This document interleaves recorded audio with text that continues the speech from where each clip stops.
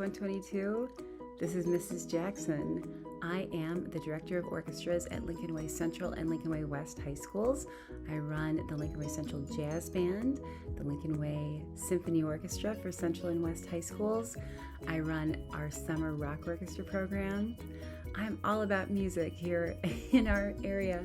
My husband and I are both music teachers for Lincoln Way. He's the guitar instructor at Lincoln Way Central and West High Schools, and both of our sons attended New Lenox 122 schools. We are so proud of everything that 122 has done to prepare our students for high school and beyond, and we just love their former teachers and know that all of you students are in excellent hands with teachers who really love you and want you to succeed in every way.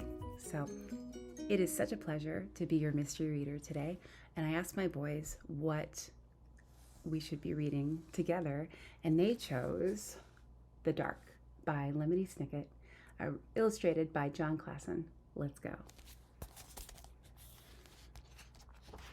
You guys all know Lemony Snicket, right? So, The Dark by Lemony Snicket. Laszlo was afraid of the dark. The dark lived in the same house as Laszlo, a big place with a creaky roof, smooth, cold windows, and several sets of stairs. Sometimes the dark hid in the closet. Sometimes it sat behind the shower curtain. But mostly it spent its time in the basement. All day long, the dark would wait in a distant corner, far from the squeaks and rattles of the washing machine, pressed up against some old damp boxes and a chest of drawers nobody ever opened. At night, of course, the dark went out and spread itself against the windows and doors of Laszlo's house. But in the morning, the dark would be back in the basement where it belonged. Laszlo would peek at the dark every morning. "Hi," he would say. "Hi, dark." Laszlo thought that if he visited the dark in the dark's room, maybe the dark wouldn't come visit him in his room. But one night, it did. "Laszlo," the dark said, in the dark. The voice of the dark was as creaky as the roof of the house, and as smooth and cold as the windows. And even though the dark was right next to Laszlo, the voice seemed very far away. "What do you want?" asked Laszlo. "I want to show you something," said the dark. "In here?" "No," said the dark. "Here?" "No, said the dark. "Downstairs." "Downstairs?" "Yes," said the dark. In Laszlo's living room was the highest window in the house. Laszlo looked out at all the dark outside. Above him the roof creaked, and he closed his eyes. Now the dark was all Laszlo could see. No, said the dark again. "Not there. Down here." "In the basement?" asked Laszlo. "Yes," said the dark.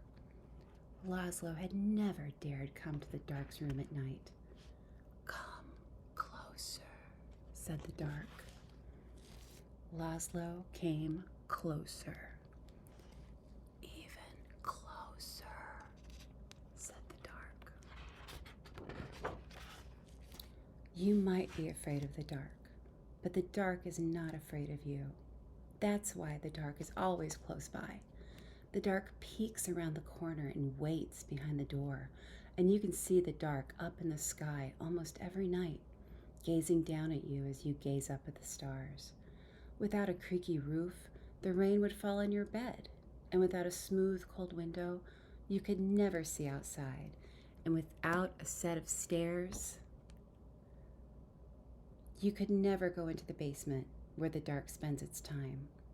Without a closet, you would have nowhere to put your shoes, and without a shower curtain, you would splash water all over the bathroom, and without the dark, everything would be light, and you would never know if you needed a light bulb. Bottom drawer, said the dark. What? Bottom drawer, said the dark. Open the bottom drawer. And would you look at that? Thank you, said Laszlo. You're welcome, said the dark. By the time Laszlo got back into bed, the dark was no longer in his room, except when he closed his eyes to go to sleep. The next morning, Laszlo visited the dark in the basement. Hi, he said. Hi, dark. The dark didn't answer, but at the bottom drawer was still open, so it looked like something in the corner was smiling. The dark kept on living with Laszlo, but it never bothered him again. Thanks for reading The Dark with me today, everybody. Keep reading, keep having people read to you, keep listening to your teachers, keep listening to your parents. Have a wonderful day. Thank you so much. Thank you, 122. Bye.